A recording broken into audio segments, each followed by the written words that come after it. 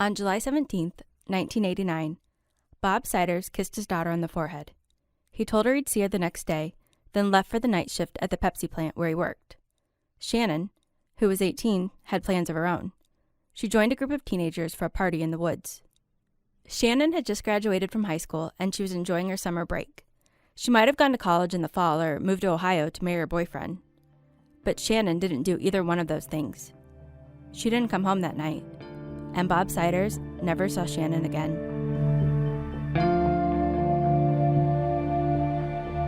There are 120,000 unsolved murder cases in America. Each one is called a cold case, and only 1% are ever solved. From A&E, you're listening to Cold Case Files, the podcast.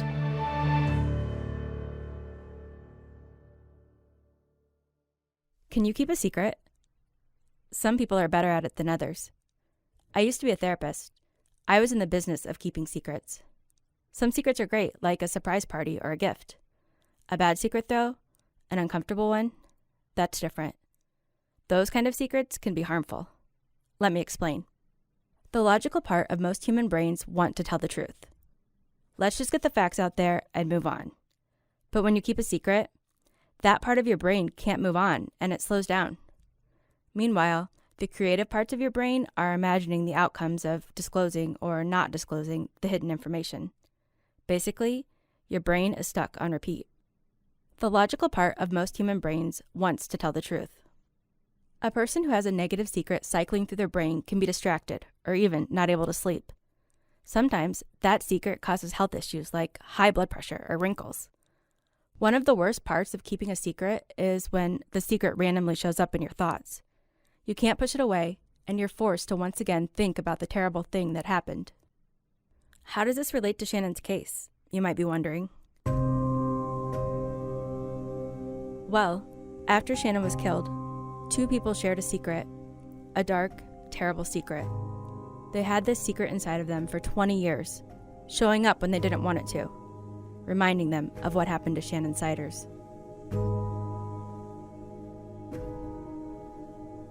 When Shannon didn't come home, her father began to search for her. When his initial search led nowhere, he called the police. Shannon was 18 though, and the police didn't seem too concerned. She might have just gone to be with her boyfriend. She might have just gone out on her own. Bob Siders knew his daughter, and that didn't sound like her. I had missing person flyers printed up and sent copies of the flyers to every police post in the state. He went door to door looking for his daughter. If the police weren't going to search for her, that wouldn't stop him. He walked up and down the streets talking to everyone and hanging up flyers. Meanwhile, when Shannon remained missing, the police began their investigation. They did have a lead, according to Sheriff Pat Headland. One of the tips that came in indicated that there was a Shannon hiding out at a drug house in a nearby town. The girl was hiding from her father, and she didn't want to go home. This is a small community. How many Shannons could be hiding from their dad? Because of Shannon's age and rumors that she was trying to get away from her overprotective father, police didn't tell Bob, assuming she was acting on her own volition as a legal adult. All the while, Bob Siders continued to search for his daughter. He'd go out into the woods with his dog and wander around looking for clues, looking for anything. It wasn't until 2 months later that the police even thought of Shannon again. A man found 2 ID cards and a pair of jeans along the road leading to the woods. The cards had Bob's name on them. Bob told the police that he'd given them to Shannon, but he couldn't say for sure if the jeans were hers or not. The police searched the area, but they didn't find anything that looked suspicious. Investigators eventually did go to the drug house to talk to Shannon, but it didn't do much good. Unfortunately, it wasn't the right Shannon.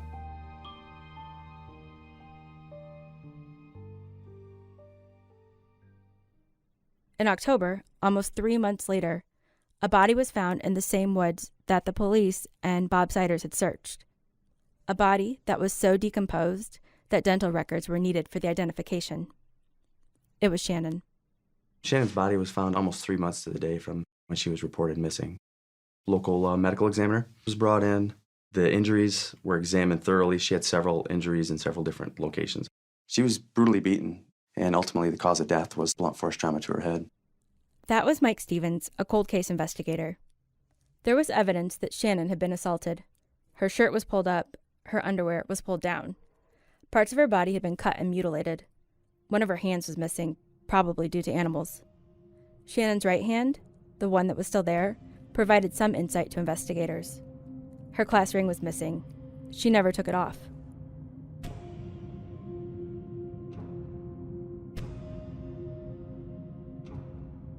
Shannon's father wanted to bury his daughter. He wanted to take care of her the only way he could now. I went to the local funeral home and made the arrangements for the funeral. One thing I knew for sure, she'd been in the woods for 3 months. I never viewed her, didn't want to. For the pallbearers, I had some difficulty with that because I felt that whoever killed her knew her. Not knowing who killed her, how do you pick pallbearers? I didn't use any of her friends, buddies, crowd that she hung with because of that. So I used cousins, and they were all females. Nobody knew who did it. So somebody's still out there. And I said, I don't want somebody that killed her to be a pallbearer. Shannon was the first person that had been murdered in this small town since the 1800s. The emotional impact was widespread. Almost the entire high school attended Shannon's funeral. Some of Shannon's friends asked Bob if it was okay for them to drop letters into the casket. He agreed. And because they were Shannon's letters, he never looked at what they said.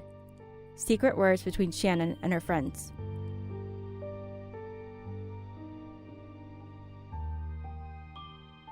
The investigation into Shannon's death is told in part by a team of cold case investigators. You've already heard from Mike Stevenson and Pat Headland, but you also meet Scott Rios, Adam Mercer, and John Forner. The original investigators had asked the Michigan State Police behavioral analysis team to build a profile to try to find any potential killers. The profilers asserted that the crime was sexually motivated and most likely involved drugs or alcohol. They also said that she was most likely killed by someone she knew, and that it was probably more than one other teenager. Living in a small town made that statement especially scary. When there's more than one murderer in a town of 1,300, odds are you probably know the killer. In order to start their investigation, the police had to go back to the day when Shannon went missing. They had to create a timeline based on memories. They used a fairly unusual resource. When Shannon was found, there was a forensic entomologist brought in to help try and determine a timeline as to when she was killed. The entomologist looks at what type of bugs and larvae are on the body and in what cycle they're in. I would say it's fairly uncommon to use an entomologist because we don't get a lot of cases where a body is dumped out in the woods and it's not found for weeks or months. People are usually found a lot sooner, even murder victims. They were able to determine that Shannon had been killed mid to late July or in early August. Finally, through a series of interviews, police discovered that Shannon had gone out to the pit the night she was murdered. The pit was a party spot in the woods where teens would go to drink without getting caught. Shannon had been there with 8 other people, but none of them came forward. Here's Mike. I was very confident that one of the local kids in that group that night knew something about the case, but they were either afraid to come forward or unwilling to come forward. Now we have 8 suspects we have to either confirm or eliminate as being responsible.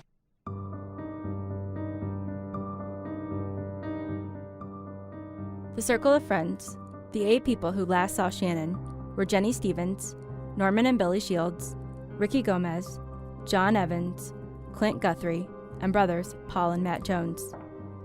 All 8 people told the same story to investigators. Ricky picked Shannon up at home around 10:30, and they drove to the pit together. They drank beer for a while around the fire, and then Shannon was taken home by Paul and Matt Jones. Because they were the last ones to see her alive, the Jones brothers were brought in for extensive questioning. The brothers described their route to Shannon's house. They even told investigators about seeing someone in Shannon's home when they pulled away. They told police that was around 1:30 a.m. The police investigated the route and even gave the brothers a polygraph test. It was determined that they were being truthful. Evidence was scarce. Tips were few and far between. The police just weren't able to solve this case, so it went cold. But in spite of everything, Bob kept looking. It becomes a hole in your heart. She was my only child. I never remarried, and I'll never have grandchildren. The fact remained that there was a killer out there among us and nobody knew who it was. I rented a billboard and I got 45 or 50 people on the M37 corridor to put "Who killed Shannon Siders? Somebody knows something." I knew I had to keep it out there in the public's eye. 22 years after the murder of Shannon Siders, the cold case team was formed. Many of the officers on the team had been influenced by Shannon's case in choosing a career. They felt like it should be solved, and they hoped to be the ones to do it. I'm going to take a second to introduce you to someone else, Amy. I never did stop thinking about Shannon. I worked at the Sheriff's Department during the summer when I was 15 years old. Amy had been working at the police station around the time Shannon went missing, and it was the talk of the town. There were whispers, rumors, speculation, and then, during one of her shifts, Amy received a strange phone call. The voice was excited. He was almost yelling into the phone. He said, "I just killed Shannon Siders." And then he hung up. I didn't know what to do. And I just started crying. She immediately spoke to the detectives at the time, and they looked into the call extensively, but nothing ever came of it. For Amy, though, this call made a huge impact. And I didn't stop thinking about that phone call. So I decided I'm going to solve this murder. My motivation behind it was justice for this family. A 15-year-old answering phones at the police station took a tip about a death, and 22 years later, she was still searching for a murderer. Amy wasn't a detective, though. She wasn't even in law enforcement. She just wanted to help. Amy Bonner is a civilian. She was working in her own capacity, trying to generate tips, trying to help solve the case. The cold case team made a Facebook page, and that was how they met Amy. Amy became so active on the page, people assumed she had started it and not the police. Amy and the team had the same goal, but different ways of getting to it. Through Facebook, a girl named Stephanie reached out to Amy. She said her own family might be responsible for Shannon's death. So much incest and abuse and crazy stuff went on in that family.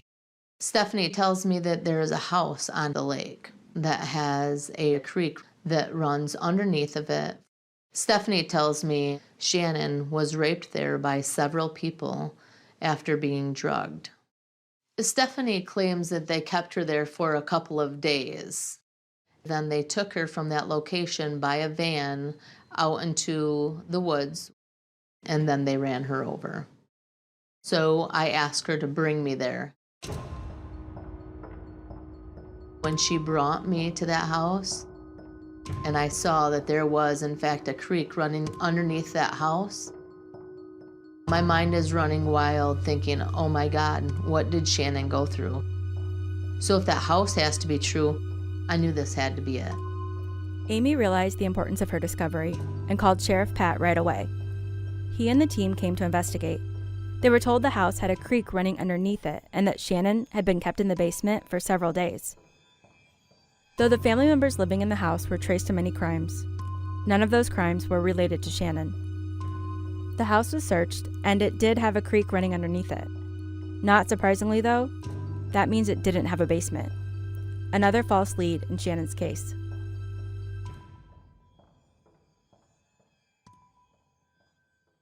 Police had one other place to look, though it was their last choice. Remember the letters that were put into the casket?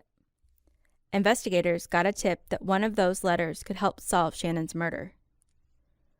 With shovels in hand, the cold case team dug up Shannon's body. They read the letters from Shannon's friends about how much they missed her and how sad they were. But that was it. There was no confession letter. No one saying I'm sorry. The police did find something else, though. She had some hair in her right hand. Glob of hair found on any victim's hand, I would assume that they probably fought back and got it from that person.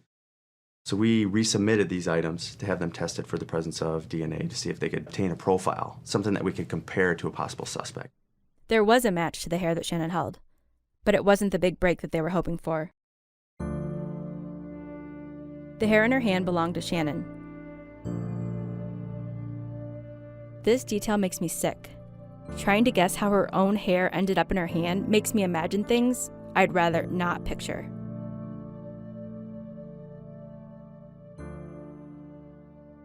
During the investigation, we interviewed approximately 400 people.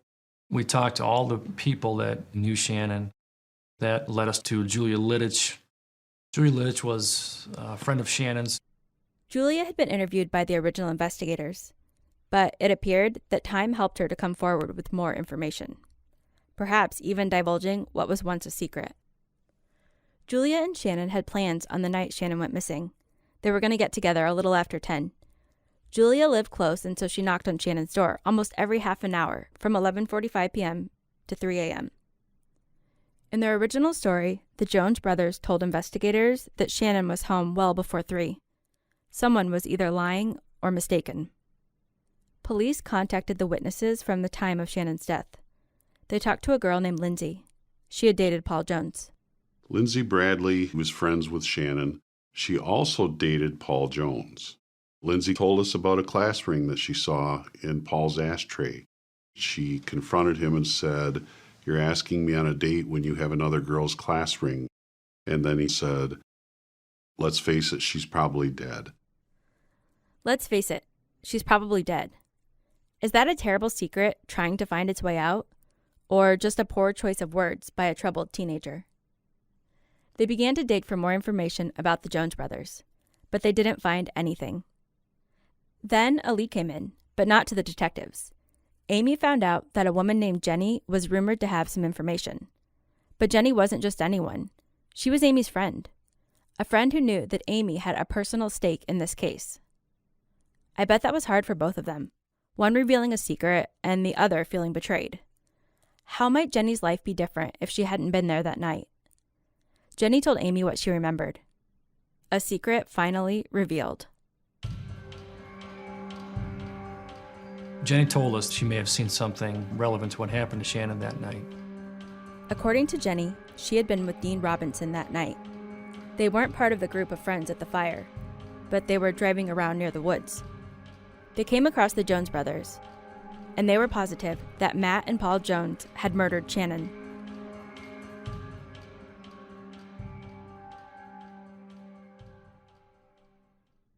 Shannon left her house sometime after 10:30 p.m. on July 17, 1989. She was picked up by someone she knew and taken to a party spot in the woods. She asked for a ride, and the Jones brothers offered, but they didn't take her home. I wonder what they said. Did they tell her they were going to another party? Did they tell her just to cooperate and it would be okay? It wasn't, though. It was not okay. According to Jenny and Dean's accounts, Shannon was probably running terrified through the woods at this point, running for her life. Let me go back. Dean and Jenny said they saw the brothers alone in the woods, without Shannon. Dean got out of his car. Jenny stayed inside. The brothers said they were looking for a girl, but Dean said he hadn't seen her, and ultimately he and Jenny drove off. So Shannon had been in the car with the brothers, but for whatever reason, and I can make my own assumptions about what was going on in that car, she fled, escaping alone into the woods. They chased her, and they found her. Before the brothers could take off again, a car pulled up. It was Dean and Jenny, again. They spotted the car and thought maybe someone needed help. They were right. Someone did need help. It was Shannon. She was lying there on the ground next to the car. Dean got out of his car and ran towards the brothers. He tripped, though, and as he lay there on the ground, he recognized Shannon. Paul Jones came out of what seemed like nowhere and kicked him in the face. Matt came at him with a hammer. Dean was somehow able to get back to his car, hurt and scared, but alive. Jenny asked what happened, and Dean told her that it had to be a secret. Jenny could never tell anyone, ever. They would get in trouble for being together because Jenny wasn't yet 18. He also told Jenny the Jones brothers were taking Shannon to the hospital for help.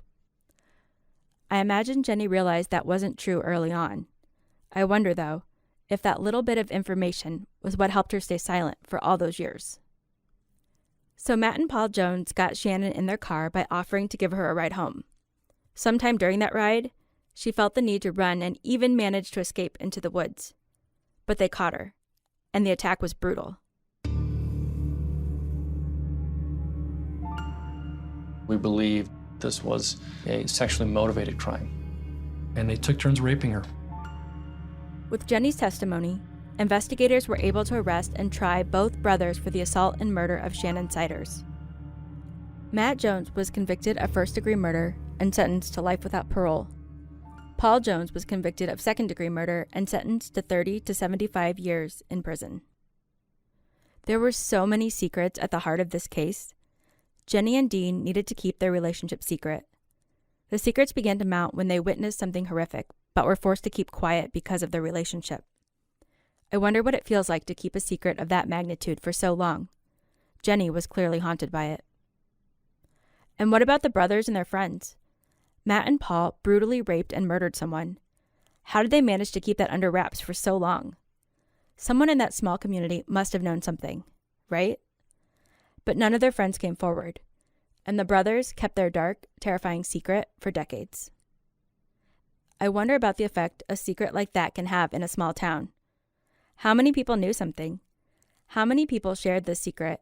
And how did keeping that secret affect them?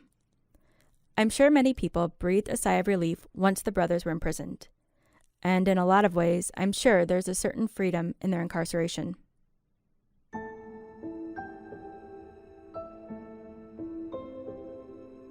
As always, I wonder if this is justice. By solving the case, did the cold case team get justice for Shannon? I don't think it's really up to me, but Bob makes his opinion pretty clear. You're not supposed to bury your children, but, your children are supposed to bury you, but life goes on. She would have been 45. But I'm sure she would have had children. She wanted to be a mom, and she would have been a good mother. So I would have had grandchildren. I missed all that. All the stuff that goes with your daughter becoming a woman and getting married, giving you grandchildren, the ups and downs of their life. Hopefully they have a better life than you had. But we got justice. Shannon finally got the justice she deserved.